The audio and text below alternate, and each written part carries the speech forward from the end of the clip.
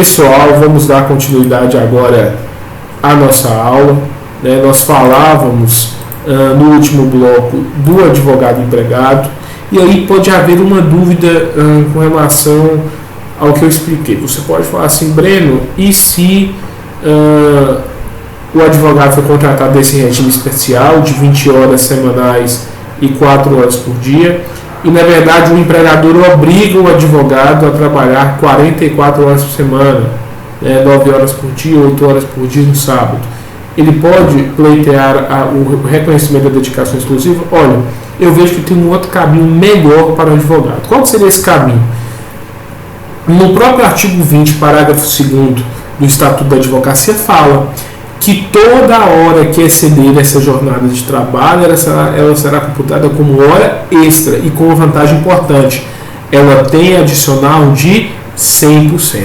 Então, vale muito a pena para o advogado pleitear esse adicional de 20%, tá? Então, a hora será remunerada com adicional especial. Nós ainda temos o regulamento geral do artigo 12, que fala que advogado e empregador estabelecerão um contrato de trabalho de acordo com o seu interesse, de acordo com a melhor forma que aprouver as partes. Então o artigo 12 também garante, e afinal de contas o advogado é o quê? Conhecedor da lei.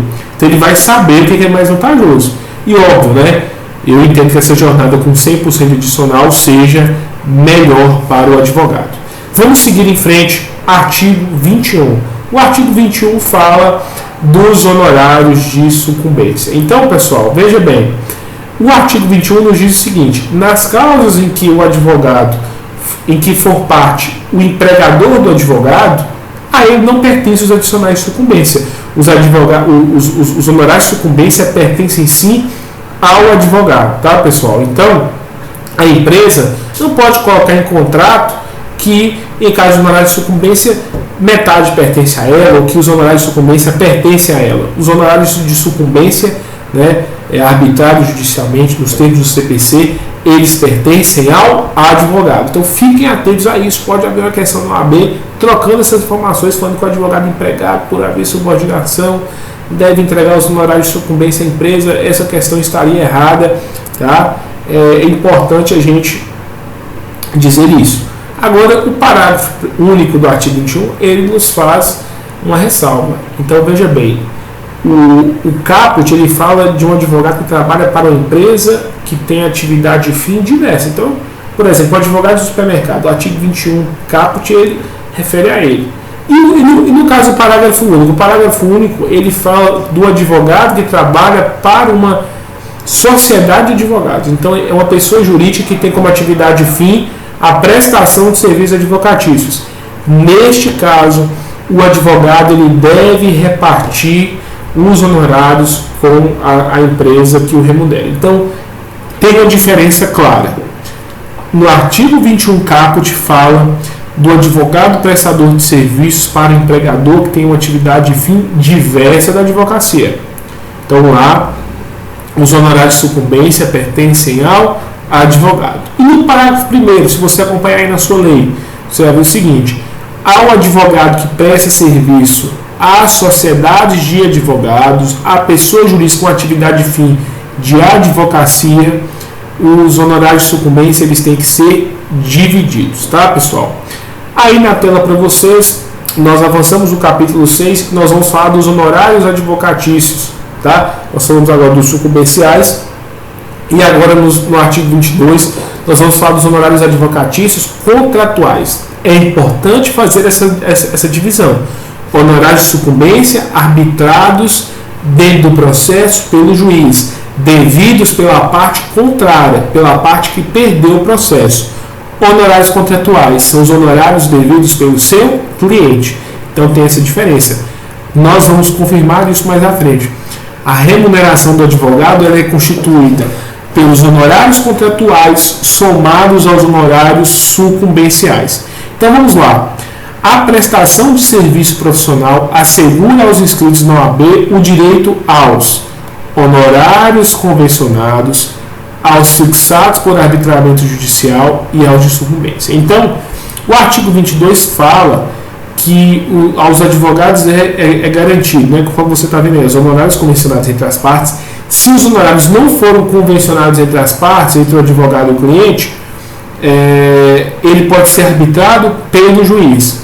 E o inciso terceiro, ele fala dos honorários sucumbenciais. Pessoal, artigo 22, parágrafo 1º, ele fala do advogado dativo. Então, o advogado dativo é aquele que trabalha na ausência da Defensoria Pública.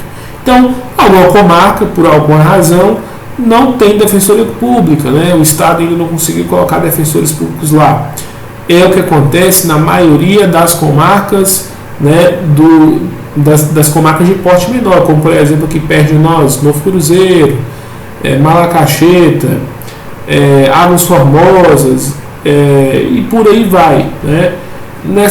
Em Tambacuri, nessas comarcas menores, não há presença da Defensoria Pública. E aí as pessoas que não podem pagar advogados ficarão desassistidas? Não. Existe o advogado dativo. Inclusive uma área para quem está iniciando a advocacia interessante. É uma área em que, apesar de nós termos responsabilidade dos nossos atos, ela tem uma pressão menor de trabalho, tem uma remuneração que, apesar de, né, o Estado ele continuar atrasando, a gente tem poucos garantias, mas ela vai chegar uma hora, mais cedo ou mais tarde você acaba recebendo essa quantia. E é uma oportunidade boa para você ir testando o seu conhecimento, para você ir ficando cascudo na advocacia. Vale a pena você cadastrar o seu nome como advogado ativo. E aí no artigo 22, parágrafo 1º, fala que os honorários serão garantidos pelo Estado, arbitrados pelo juiz, e o advogado ativo ele tem direito à remuneração, está lá na lei federal. Então, pessoal, o artigo 22, parágrafo 2º, ele diz o seguinte, e aí eu só quero ressaltar de falar do artigo.